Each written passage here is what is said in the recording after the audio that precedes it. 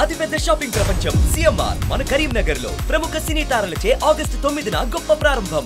నమస్తే, నేను Keshav. Welcome to Suman TV. ఆంధ్రప్రదేశ్లో ప్రభుత్వ పథకాల పేరు మార్పు ఇప్పుడు ఒక సంచలనాంశంగా మారుతుంది. అలానే మహనీయులకు సంబంధించినటువంటి పేర్లు పెట్టడం, చరిత్ర పురుషులుగా చరిత్రలో ఎన్నటికీ గుర్తుంచుకోదగినటువంటి వ్యక్తుల పేర్లు పెట్టడం అనేది ఆసక్తికరంగా మారింది. అందులో ముఖ్యమైనటువంటి పేరు ఆంధ్రుల అన్నపూర్ణగా పేరొందినటువంటి డొక్కా సీతమ్మ పేరు.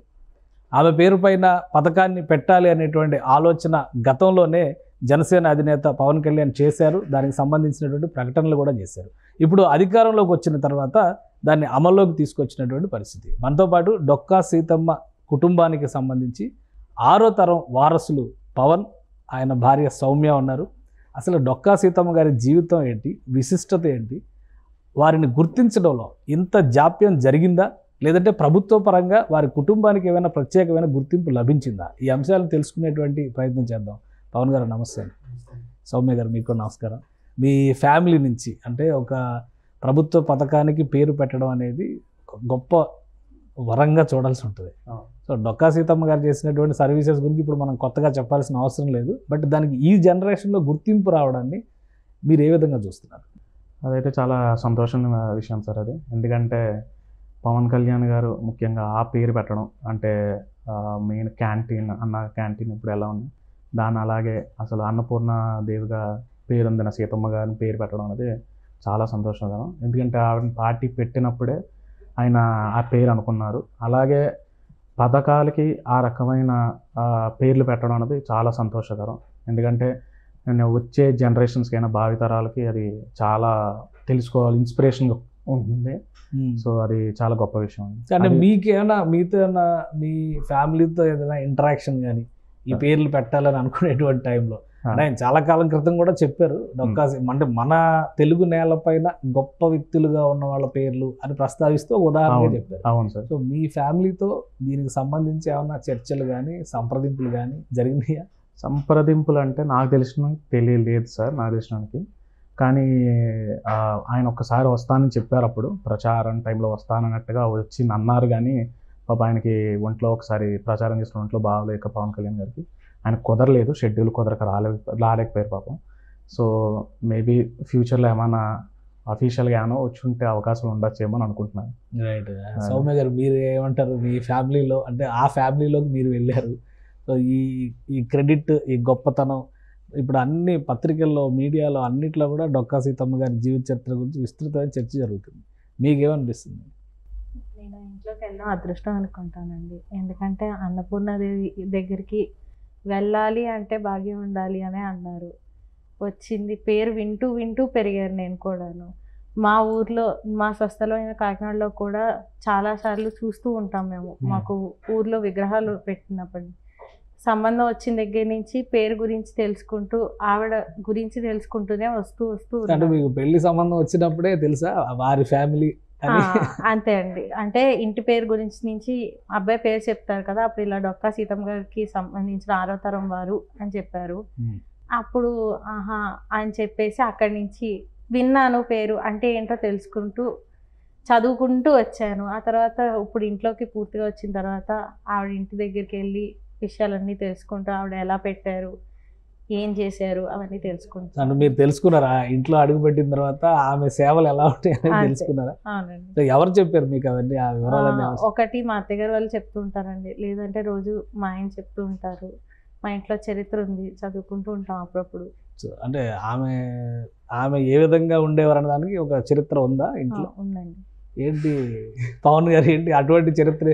అంటే చాలా టెక్స్ట్ బుక్స్లో వాటిలో చూసాము. డొక్కా సీతమ్మ గారి పేరు అయితే తెలుసు చాలామందికి, చాలామంది ప్రవచనకర్తలు కూడా ప్రముఖంగా ప్రస్తావించిన పేరు కాబట్టి తెలుస్తుంది.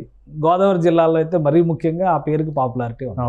సో ఆమె చరిత్ర ఇది అని స్పష్టంగా చెప్పేటువంటి ఆధారాలు కానీ దానికి సంబంధించినటువంటి వస్తువులు కానీ మీ దగ్గర పర్టికులర్గా ఏమున్నాయి? వస్తువులు అంటే అండి, ఇల్లు అయితే అలాగే ఉందండి. సో నేను పుట్టిన పెరిగింది కూడా అదే ఇంట్లోనండి, పెరిగింది కూడా, చదువుకుంది అక్కడ లంకల గన్నవరంలోనే. ఆ తర్వాత కూడా అండి మేము ఇంకా కొంచెం అది ఒక 150 ఏళ్ళ ఇల్లు కాబట్టి శిథిలావస్థ వచ్చినప్పుడు మా పెద్దనాన్నగారు, మా నాన్నగారు అండి, మిగతా కుటుంబీకులు, సీతమ్మ గారు వారసులు కుటుంబీకులు అందరూ కూడా ఒక తాటి మీదకి వచ్చి ఒక అనుకుని మాట అనుకుని దాన్ని మళ్ళీ రీమోల్డింగ్ చేశారండి ఇల్లంతా. అది ఇల్లును మాత్రం ఏమాత్రం డిస్టర్బ్ చేయకుండా అది ఎలాగ ఇదివరకు ఉండేదో అలాగే చేసేవారు. దానికి సంబంధించిన వస్తువులు అంటే మీకు సరిగ్గా గుర్తులు అంటే మాత్రం ఆవిడ కుర్చీ అండి. ఆవిడ కూర్చున్న కుర్చీ అలాగే ఉంది. అది మేము అప్పటి నుంచి దాన్ని ఏం డిస్టర్బ్ చేయకుండా అలాగే ఉంచాం. ఇంకొకటి భోషానం అండి. భోషానం కూడా మీకు ఇంటికి వచ్చి చూస్తే మీకు కనపడుతుంది. మా ఫస్ట్ స్పెషల్ గా విజిట్ చేసింది, హౌస్ విజిట్ చూసారు అదే. సో ఆ విజువల్స్ మీకు అందులో చూస్తే క్లియర్గా ఉంటాయండి. ఆ రుబ్బరోలు, సనికిల, అలాగే మీకు పెరడు వెనకాల ఉన్న నుయ్యి కూడా ఉంటుందండి. చాలా 150 ఏళ్ళు అప్పటి నుంచి ఉన్నది అదే. అలాగా మీకు ఇంకొకటి చరిత్ర వచ్చేసి పుస్తకం వచ్చేసి ఏంటంటే పాఠ్యాంశాల్లో ఉందండి. కొంతమంది 1980లోను 70లో కొంతమంది చదువుకున్నారు వాళ్ళ చిన్నప్పుడు పాఠ్యాంశాలు. అది కాకుండా 1956లో అండి ఈ సీతమ్మారి ఇంటి వెనకాల మిత్తిపాటి గారి ఫ్యామిలీ ఉంటుందండి, కుటుంబం. ఆ కుటుంబంలో చెందిన ఆయన 56లో మిత్తిపాటి సీతారామణ చైనులు ఆయన వ్యక్తి మొట్టమొదటిగా ఆవిడ చరిత్ర రాశారండి.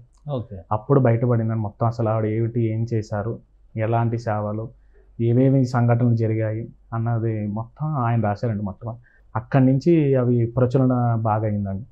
చాలామంది తెలుసుకుని కొంతమంది కవులు కానీ వేరే వాళ్ళు హైదరాబాద్ సంబంధించిన వాళ్ళు చాలామంది వచ్చి వాళ్ళ శైలిలో వాళ్ళు రాశారండి పుస్తకాలు.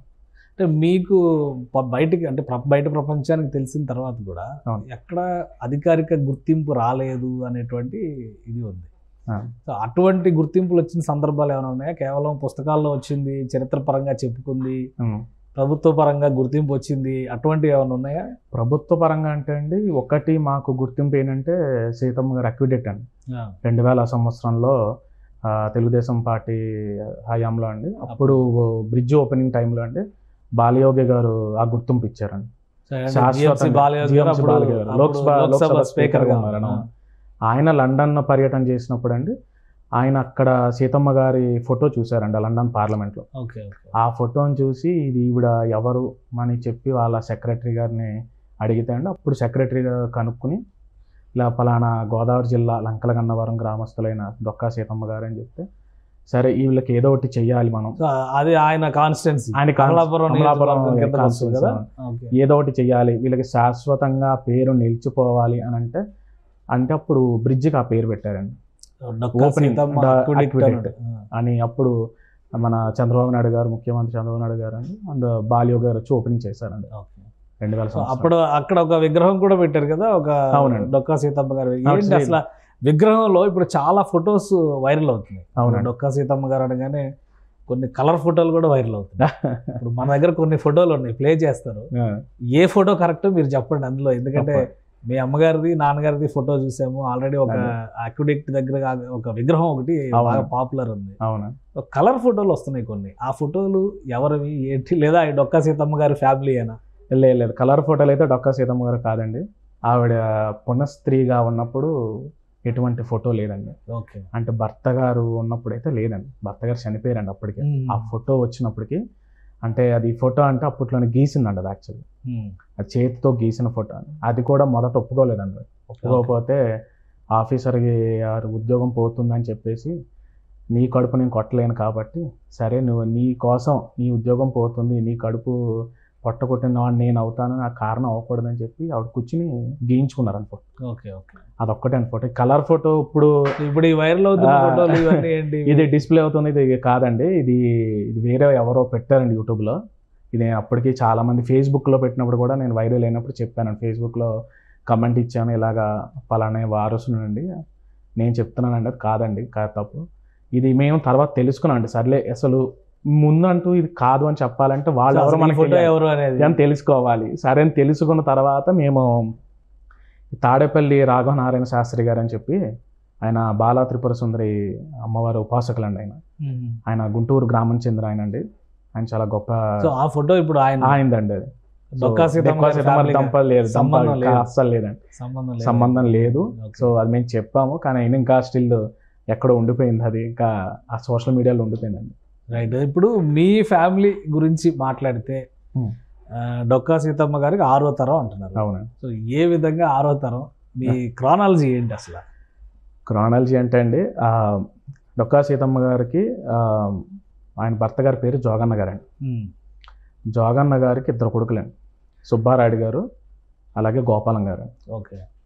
సో ఇప్పుడు పెద్ద కొడుకు వచ్చేసి ఎవరంటే అండి సుబ్బారాయుడు గారు అండి, చిన్న కొడుకు గోపాలం గారు. రాయుడు గారికి మళ్ళీ ఇంకో 2 కొడుకులండి, ముగ్గురండి. రామజోగయ్య, రామభద్ర గారు, సూర్యనారాయణమూర్తి. ఓకే. ఈ సూర్యనారాయణమూర్తిగా ఈ రామభద్రుడు కానీ 2 అండి, మళ్ళీ సూర్యబాబు, వెర్రిబాబు. ఓకే. మన రామజోగ గారికి ఒకే కొడుకు అండి, కృష్ణమూర్తి గారు. ఓకే. సూర్యనారాయణమూర్తికి ఏమో 3 కొడుకులండి.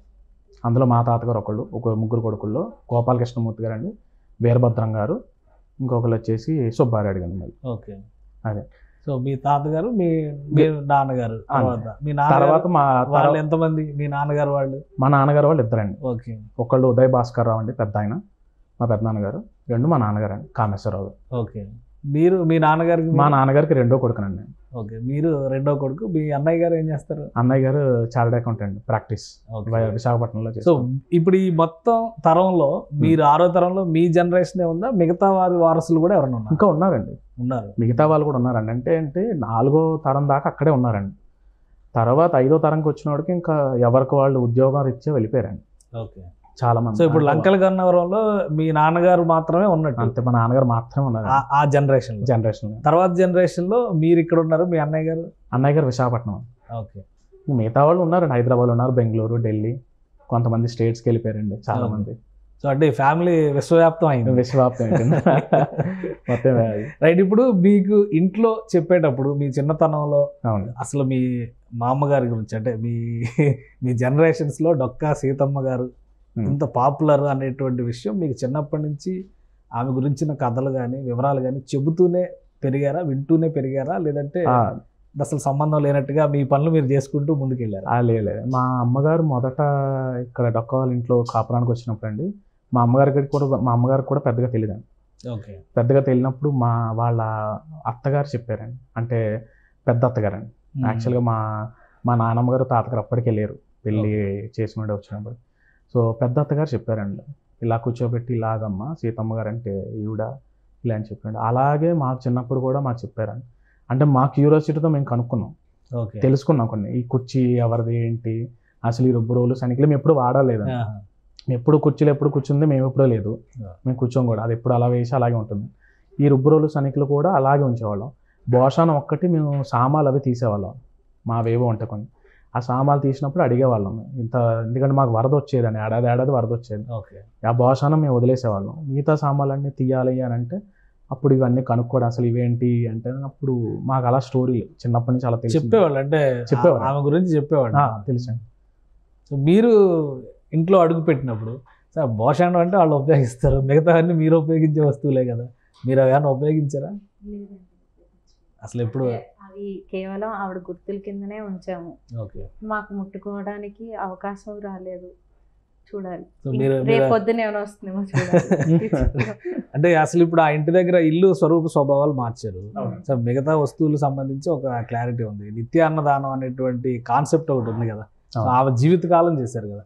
తర్వాత జనరేషన్స్ లో ఎవరైనా కొనసాగించిన పరిస్థితులు ఉన్నాయా? అదేంటే అండి, చాలా మంది అడిగారు నన్ను ఇది.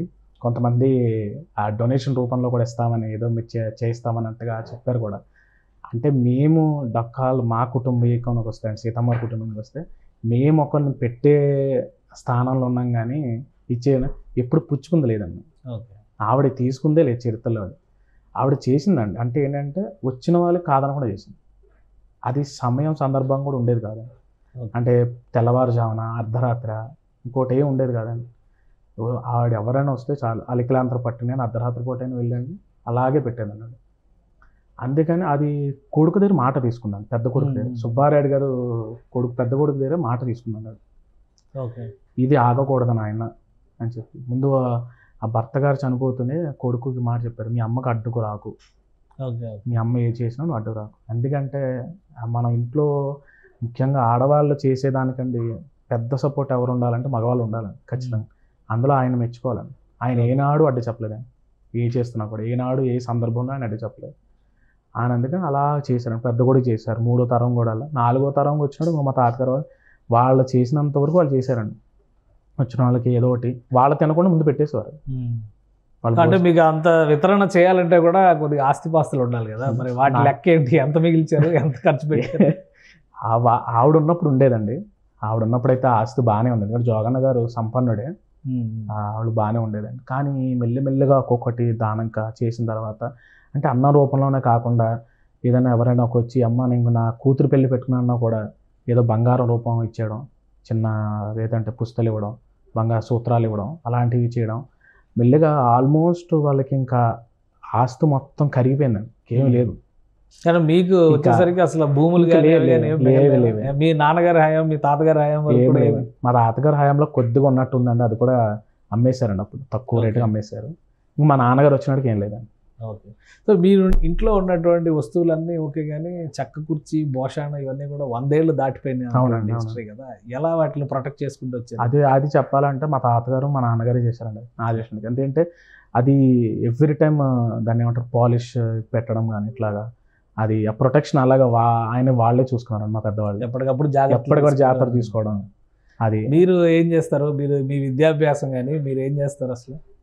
నా విద్యాభ్యాసం విజయవాడలో అయ్యిందండి. నేను కాస్ట్ అండ్ మేనేజ్మెంట్ అకౌంటింగ్ చేశాను, ప్లస్ కామర్స్ బీకామ్ చేశానండి. ఓకే. అండ్ నేను 2016లో కాగ్నిజెంట్ టెక్నాలజీస్లో ఫస్ట్ జాయిన్ అయినండి. ఆ తర్వాత 2020లో అప్పుడు ప్రజెంట్ స్విస్ బ్యాంక్లో చేస్తున్నాను. ఓకే. Financial controller. హైదరాబాద్లోనే ఉంటారు? హైదరాబాద్ నుంచే చేస్తాను. హైదరాబాద్ నుంచి. మీరండి, మీ విద్యాభ్యాసం కానీ అరేంజ్డ్ మ్యారేజ్ అన్నా? మాది అరేంజ్డ్ మ్యారేజ్ అండి. నేను గీతం యూనివర్సిటీ వైజాగ్లో ఎంఎస్సి మైక్రోబయాలజీ చేశానండి. ప్రస్తుతానికి ఖాళీగా ఉన్నాను. ఇంట్లో ఉన్నారు? ఇంట్లోనే. సో ఇప్పుడు ఈ స్టోరీ అంతా విన్న తర్వాత గవర్నమెంట్లు డొక్కా సీతమ్మ గారి పేరు మీద పథకాలు పెట్టడం, క్యాంటీన్లు పెట్టడం, వీటన్నిటి గురించి వస్తున్న తర్వాత మీకు ఏమనిపిస్తుంది? అంటే గవర్నమెంట్ వరకు అయితే మాత్రం ఇలా పేర్లు పెట్టడం వల్ల మేము అలాగే సర్వేపల్లి రాధాకృష్ణ గారి గురించి కానీ ఇంకోళ్ళ గురించి కానీ అలా అయితే సరే ఈ పేరు విన్నాము కాబట్టి వీళ్ళ గురించి ఏంటి అన్నది తెలుసుకోవాలనుకున్నాం. అలాగే ఇప్పుడు ఈ పేర్లన్నీ వింటుంటే మా తర్వాత జనరేషన్స్ వాళ్ళు కూడా ఈ పేరు ఏదో ఉంది కదా అంటే ఎవరు ఏంటి అనైనా తెలుసుకుంటారు, కొంచెం హిస్టరీ తెలుస్తుంది, వీళ్ళకి కూడా కొంచెం మంచితనం ఏమైనా రావచ్చు అని అవకాశాలు ఉంటాయి. డొక్కా సీతమ్మ గారు అంటే గోదావరి జిల్లాలో బాగా పాపులర్ అని, ఇప్పుడు రాష్ట్రం అంతా పాపులర్ అయ్యారు. మీరు ఏం చెప్తారంటే గవర్నమెంట్ పేరు పెట్టే క్రమంలో వారసుల్ని గుర్తించడం ఇట్లాంటివన్నీ కూడా జరుగుతూ ఉంటాయి. సో మీకు అటువంటి ఐడెంటిటీ ఏమైనా వచ్చిందా? ఇప్పుడు అల్లూరి సీతారామరాజు గారు వారసులు అనగానే ఒక ఐడెంటిటీ ఉంది, ఎక్కడో ఎప్పుడో తరం. ఇది అల్లూరి సీతారామరాజు గారు కూడా మీతో పాటే లెక్కేసుకోవాలి, ఎందుకంటే ఆయన కూడా 1920 ఆ టైంలో జరిగినటువంటి ఉద్యమం కాబట్టి అన్నమాచార్య వారసులను కూడా గుర్తిస్తున్నటువంటి పద్ధతి ఉంది మనకి. సో మీకు అటువంటి గుర్తింపు ఏదైనా లభించిందా, లేదంటే మేము డొక్కా సీతమ్మ గారి వారసులను క్లెయిమ్ చేసుకోవడం వరకే మిగిలిందా? క్లెయిమ్ అంటే ఏం లేదండి, అంటే అది తెలియందేం కాదండి అందరికీ. సో మాకంటూ అది ఇల్లు ఉంది, సో మా కుటుంబీకులు ఉన్నారు, అంటే మేబీ ఎవరో కుటుంబాలు లేక ఆ ఇల్లు అయ్యో మనం వదిలేసాము శిథిలావస్థకు వచ్చేసింది ఎవరో పట్టించుకోవట్లేదంటే మేమేమైనా వచ్చి మేము కొంచెం అయ్యో సార్ ఇది మాది అని గుర్తించడానికి అడుగుతాం. సో మాకంటూ నా తెలిసిన ఐడెంటిటీ మాకు ఆల్రెడీ ప్రజలు ఇచ్చేశారు, ఆల్రెడీ చుట్టుపక్కల వాళ్ళు మాకు ఆల్రెడీ ఇచ్చారు, కాదనడానికి అది కూడా స్కోప్ ఎవరికి లేదు. అది సో పథకం ప్రారంభం టైంలో అంటే క్యాంటీన్లు ప్రారంభిస్తారు అంటున్నారు. పవన్ కళ్యాణ్ గారు వస్తా అన్నారు అని మీరు ఇందాక చెప్పారు. అవునండి, ఇప్పుడు నాకు తెలియదు మరి.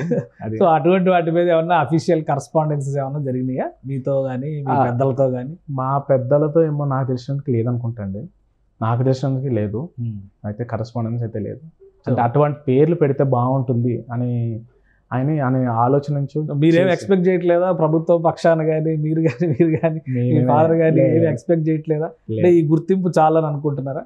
మాకు పర్టికులర్గా మాకైతే పెద్దగా ఇది లేదు సార్, అది మాకు ఉన్నది ఆ ఇల్లు ఉంది, అది చాలు మాకు, అంతకంటే ఆమె వారసులు అనేటువంటి పేరు చాలని చెప్పాలి, అంతకంటే మాకు భాగ్యం ఇంకా లేదు. ప్రభుత్వ పరంగా ఇప్పుడు కార్యక్రమం మధ్యాహ్న భోజన పథకం అవును సార్ స్టార్ట్ అయింది, ఆల్రెడీ జరుగుతుంది. స్కూళ్ళల్లో అన్నింటిలో కూడా బోర్డ్స్ మెనూస్ అన్ని రాస్తున్నారు చాలా క్లియర్ గా. సో నెక్స్ట్ క్యాంటీన్స్ మొదలు పెడతారనేటువంటి మాట చెప్తున్నారు. ఇంకా డొక్కా సీతమ్మ గారి సర్వీసెస్ విషయంలో కానీ ఆమె వితరణ గురించి కానీ భవిష్యత్ తరాలకు తెలియాలంటే ఏం చేస్తే బాగుంటుందని మీరు ఫీల్ అవుతున్నారు? అంటే ఇది ఆల్రెడీ అయితే అండి ఇందులో చాలామంది కూడా అండి మెయిన్ బుక్స్ పబ్లిష్ అనేది బాగా జరిగిందండి. అంటే రీసెంట్ టైమ్స్లో నేను కోవిడ్ టైంలో ఉన్నప్పుడు కానీ అంటే చాలామంది వచ్చేవారు, మేము కోవిడ్ టైంలో నేను వర్క్ ఫ్రమ్ హోమ్ అక్కడే చేసేవాడిని.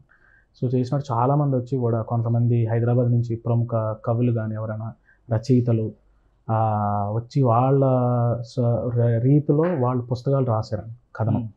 అలా చేసి పుస్తకాలు పంపిణీ చేస్తున్నారండి. ఇప్పుడు నా వరకు ఏంటంటే తెలియాలి అంటే ద బెస్ట్ వే ఏంటంటే ఒకటి ఎలాగా సోషల్ మీడియా ఎలాగా అవుతుంది, ఇంకొకటి ఏంటంటే ఈవిడ చరిత్ర అట్లీస్ట్ పాఠ్యాంశంలో పెడితే చాలా బాగుంటుంది నా ఉద్దేశం. ఇంకా బాగా అర్థమైంది, బాగా చిన్నపిల్లలకు బాగా అర్థమవుతుంది, వచ్చే జనరేషన్ వాళ్ళకి అర్థమవుతుంది. ఆ పిల్లలకి ఏంటంటే ఇవాళ రేపు అంతా టెక్నాలజీ బేస్ మీద టెక్నిక్ వెళ్తుంది, కానీ ఇవి కూడా స్టడీ కూడా కొంచెం తెలియాలి అని అంటే మాత్రం ద బెస్ట్ వే అయితే బుక్స్, స్కూల్ బుక్స్లో అయితే పెడితే ఇంకా బాగుంటుంది. ఒక పాఠ్యాంశం కింద 2 లైన్ల కింద పెట్టి చెప్తే బాగుంటుంది అనేది నా ఉద్దేశం. సో మీరేమనుకుంటున్నారు, ఎలా చేస్తే ఇంకా ఆమె గురించి భవిష్యత్ తరాలు తెలుసుకునేటువంటి అవకాశం ఉంటుంది, ఇంకా ఎక్కువ పరిశోధనలు జరిగే అవకాశం ఉంటుంది, మీకు ఎలా అనిపిస్తుంది? అంతే అండి, లెసన్స్లో చాప్టర్స్ కింద పెట్టాలి, అన్ని లాంగ్వేజెస్లోకి మార్చి మరి పెడుతూ అవి ఒక మారల్ స్టోరీ బుక్స్ మనకి పంచతంత్ర అవి ఇంతకుముందు వచ్చేవి, అలా మారల్ స్టోరీస్ కింద చేయొచ్చు. అలా చేస్తూ కంటిన్యూస్గా పేరెంట్స్ అన్న వాళ్ళు వెనకాలే చెప్పడానికి ఆప్షన్ కింద ఇస్తే బాగుంటుంది అనిపిస్తుంది. అంటే ఈ మధ్య ఈ ట్రస్ట్లు అవి వస్తున్నాయి కదా, అన్నదాన ట్రస్ట్లు అట్లాంటివి వస్తున్నాయి కదా, మరి డొక్కా సీతమ్మ గారి పేరు మీద అలాంటి కాన్సెప్ట్ అయితే మీరు తీసుకునే ఆలోచన చేయట్లేదా? యాజ్ ఆఫ్ నా అయితే మా పెద్దలకు కానీ మాకు కానీ ఎవరికి లేదండి ఆలోచన, అంటే ట్రస్ట్ వరకు లేదండి మాకు ఆలోచన. మీరు ప్రభుత్వం చేసేదానికి సహకారం అందిస్తారు తప్పకుండా. థ్యాంక్ యూ పవన్ గారు, థ్యాంక్ యూ అండి సౌమ్య గారు. ఇది డొక్కా సీతమ్మ గారి చరిత్ర భవిష్యత్ తరాలకి తెలియజెప్పాల్సినటువంటి అవసరం ఉందని ఆ కుటుంబీకులు భావిస్తున్నారు. అదేవిధంగా ఇది 6వ తరం అయినప్పటికీ కూడా ఆమెకు సంబంధించినటువంటి స్మృతుల్ని కాపాడుకోవడం ద్వారా భవిష్యత్ తరాలకి స్ఫూర్తినివ్వాలని భావిస్తున్నారు. ప్రభుత్వం తీసుకున్నటువంటి నిర్ణయం ఇన్ని సంవత్సరాల తర్వాత డొక్కా సీతమ్మ సేవలకి ఒక ప్రత్యేక గుర్తింపుగా వారు భావిస్తున్నారు. అదేవిధంగా రాష్ట్ర ప్రభుత్వం ఈ పేరు పెట్టడం వెనకే ఒక అద్భుత విజయాన్ని సాధించినట్లుగా పవన్ చెప్తున్నారు. ఇది స్పెషల్ డిస్కషన్. Keep watching.